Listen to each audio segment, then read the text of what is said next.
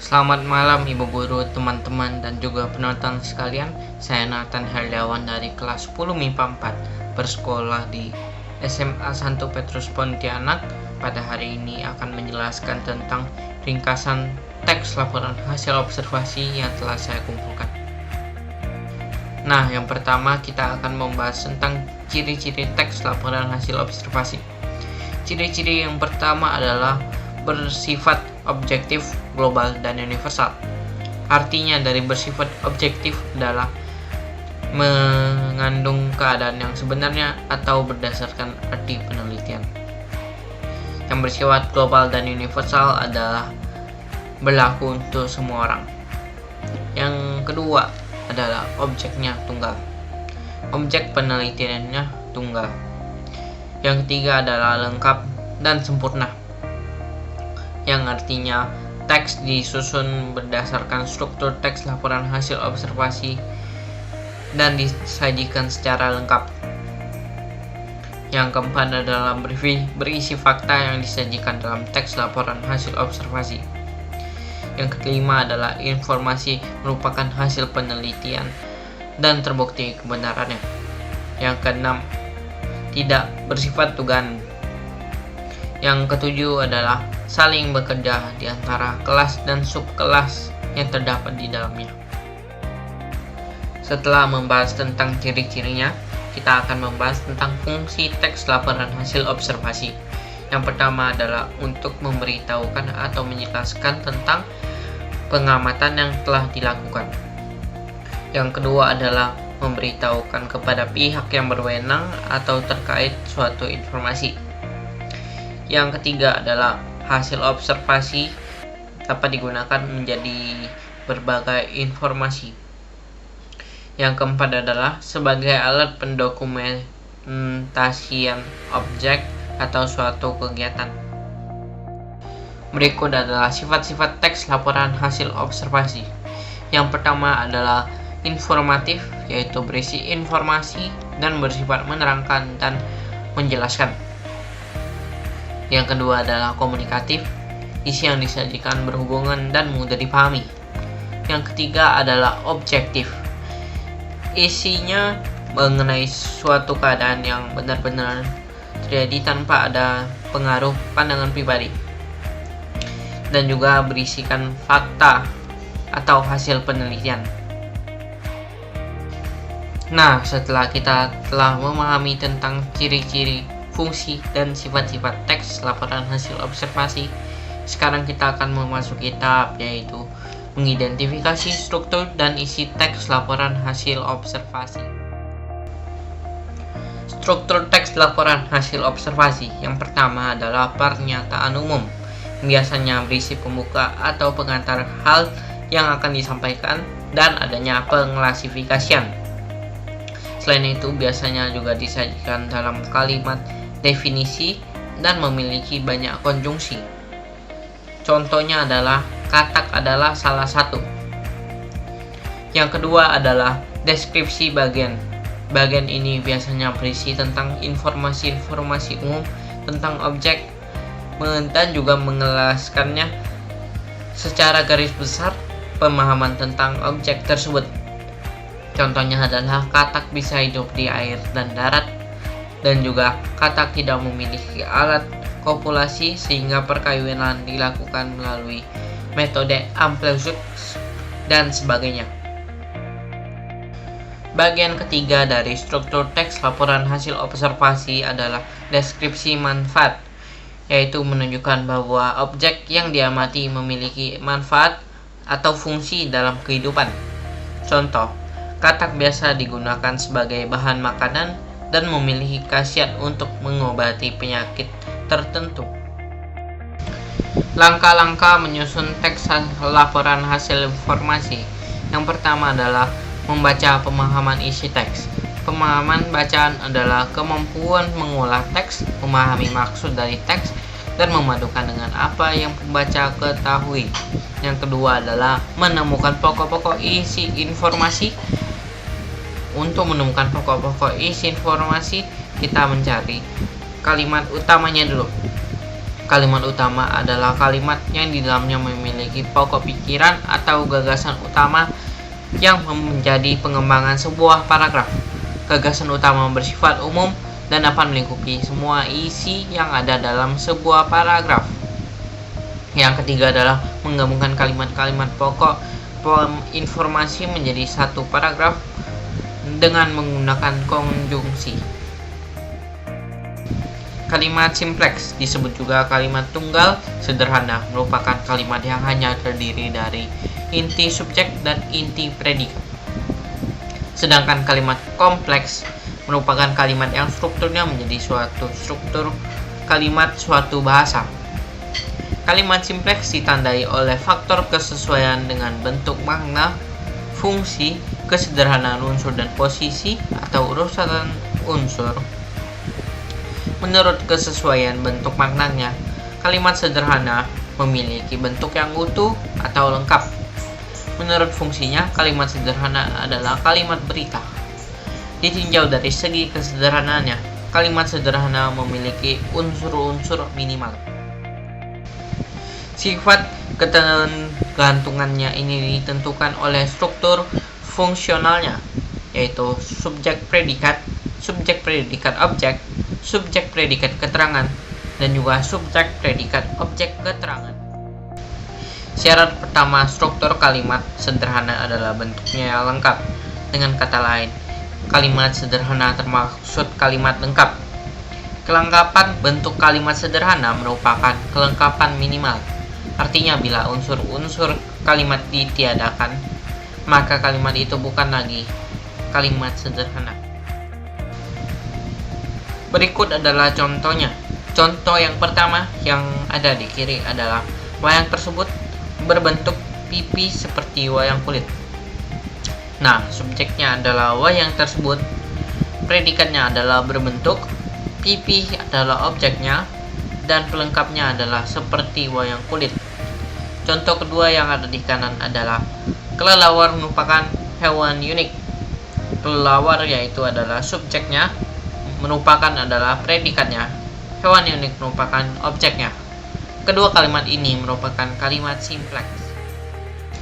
Setelah membahas tentang kalimat simpleks, kita akan membahas tentang kalimat kompleks. Kalimat kompleks disebut juga kalimat majemuk, artinya kalimat yang terdiri dari dua atau lebih kalimat tunggal dan menjadikan satu kalimat yang dihubungkan oleh kata penghubung atau kata sambung.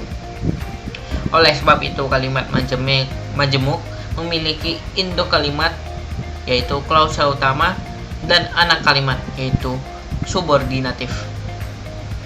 Hubungan antara klausa utama dan klausa subordinatif ditandai dengan penggunaan konjungsi subordinatif yaitu sejak, ketika, sambil, selama, setelah, dan sebagainya.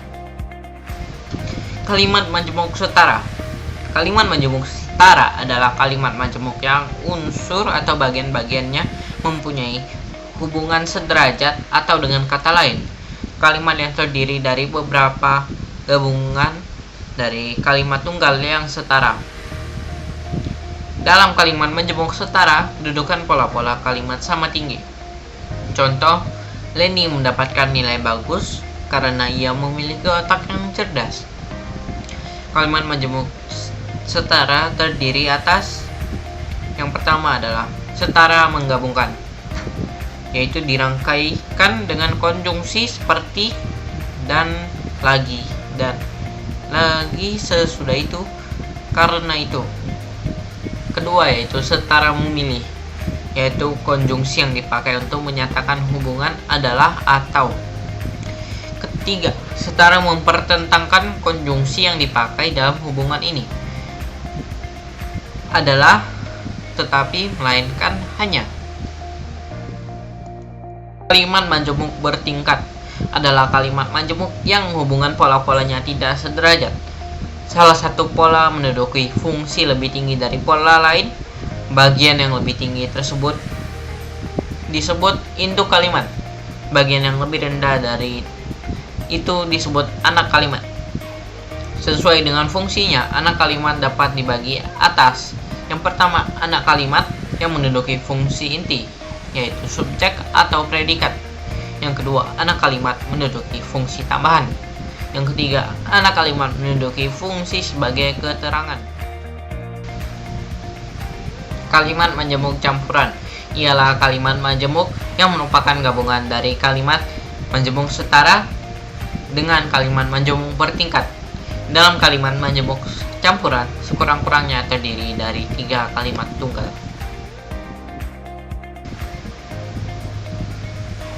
Kata dan frasa.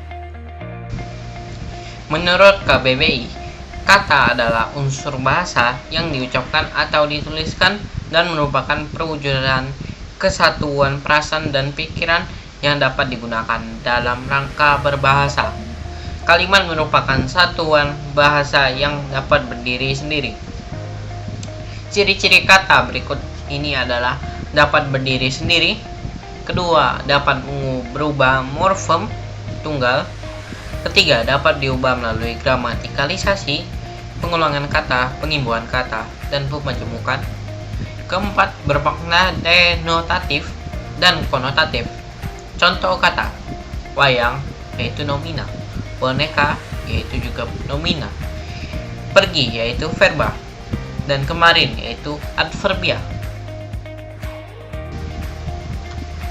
Sedangkan frasa adalah gabungan beberapa unsur, yaitu 2 kata atau lebih yang memiliki makna. Frasa adalah bentuk baku dari frase menurut KBBI. Selain itu, frasa merupakan kelompok kata yang non-predikatif. Artinya walaupun memiliki lebih dari 1 kata, tetapi kedua tidak membentuk predikat. Frasa hanya menduduki 1 fungsi dalam kalimat. Bisa dianggap subjek, predikat, objek, pelengkap, atau keterangan. Contoh frasa yaitu wayang kulit yaitu frasa nomina, rumah sakit yaitu frasa nomina, dan sedang membaca yaitu frasa verba. Nah, teman-teman tahu nggak ada perbedaan frasa dan kata? Yang pertama adalah kata dapat berdiri sendiri, sedangkan frasa tidak bisa berdiri sendiri. Yang kedua, frasa tidak bisa diubah dengan cara gramatikalisasi, sedangkan kata bisa. Yang ketiga, kata terbentuk morfem tunggal ataupun morfem gabungan, sedangkan frasa berbentuk penggabungan 2 kata atau lebih. Afiksasi. Menurut Goris Keraf, afiks atau imbuhan adalah semacam morfem non-dasar yang secara struktural dilekatkan pada kata dasar atau bentuk dasar untuk membentuk kata-kata baru. Proses afiksasi menurut KBBI adalah proses atau hasil penambahan afiks, yaitu prefiks, infiks, sufiks, atau konfiks pada kata dasar atau bentuk dasar. Kata dasar adalah kata yang belum mendapatkan imbuhan, pemajemukan, atau pengulangan. Kata bentukan adalah kata yang telah mendapatkan imbuhan, yaitu afiksasi, pengulangan, yaitu reduplikasi, atau pemajemukan ketika digunakan. Proses afiksasi. Proses afiksasi sebagai berikut. Prefiks adalah imbuhan secara struktural dilekatkan pada awal sebuah kata dasar atau bentuk dasar. Prefiks dalam bahasa Indonesia antara lain ber, men, di, per, pe, ke, ter, dan se. Prefiks serapan atau baru antara lain a, tak, ante, purba, prai, pra, anti, anu, serba, maha, dan tuna. Proses prefiksasi adalah penambahan prefiks atau awalan pada kata dasar. Contoh: ber ditambah lari yang menjadi berlari. Men ditambah nangis menjadi menangis. Di ditambah makan menjadi dimakan. Infiks adalah imbuhan yang secara struktural dilekatkan dengan tengah sebuah kata atau bentuk dasar, yaitu antara konsonan yang mengawali sebuah kata dengan vokal berikutnya. Infix dalam bahasa Indonesia adalah dan Proses infiksasi adalah penambahan infiks atau sisipan pada kata dasar atau bentuk dasar. Contoh, sama tali, temali, sama gigi, gerigi. Sufiks. Sufiks atau akhiran adalah imbuhan yang secara struktural dilekatkan pada akhir sebuah kata dasar atau bentuk dasar. Sufiks dalam bahasa Indonesia antara lain adalah kan, i, an, nya, man, wan, wati, nda, dan anda. Sufiks serapan dari bahasa Arab adalah i dan ah. Contohnya pada hewani dan ilmiah. Sufiks dari bahasa Barat adalah isme, is, if, dan al. Selanjutnya adalah konfiks. Konfiks dalam bahasa Indonesia adalah per, an, ke, an, dan beran. Proses konfiksasi adalah penambahan prefiks dan sufiks secara bersamaan. Contoh, ke, an ditambah dengan adil menjadi keadilan. Beran ditambah dengan datang menjadi berdatangan. Proses sufiksasi. Proses sufiksasi adalah penambahan sufiks atau akhiran pada kata dasar atau bentuk dasar. Contoh, duduk ditambahkan menjadi dudukan. Sastra ditambah wan menjadi sastrawan. Kalimat definisi. Kalimat definisi adalah suatu kalimat yang memberikan penjelasan umum tentang suatu benda, hal aktivitas, dan lain-lain. Ditandai dengan verba penghubung adalah, ialah, yaitu, merupakan, termasuk, terdiri atas, dan tergolong ke dalam. Contoh kalimat definisi. Wayang adalah seni pertunjukan yang telah ditetapkan sebagai warisan budaya seni budaya asli Indonesia. Wayang wong berarti wayang yang ditampilkan atau diperankan oleh orang. Yang terakhir akan saya bahas adalah kalimat deskripsi. Kalimat deskripsi itu sendiri adalah kalimat yang menggambarkan sifat-sifat atau ciri-ciri suatu benda. Sifat-sifat tersebut merujuk pada hal khusus yang bisa ditangkap oleh panca indera, misalnya berapa ukuran seperti besar kecil, tinggi rendah, warna seperti merah, kuning, biru, dan biru, rasa seperti manis, pahit, getir, halus, kasar, dan sebagainya. Contoh kalimat deskripsi. Wayang tersebut menggunakan bahan plastik berwarna, sistem pencahayaan teater modern, dan layar khusus. Sekian presentasi dari saya, Nathan Heriawan, tentang teks laporan hasil observasi. Saya mohon pamit, Tuhan memberkati.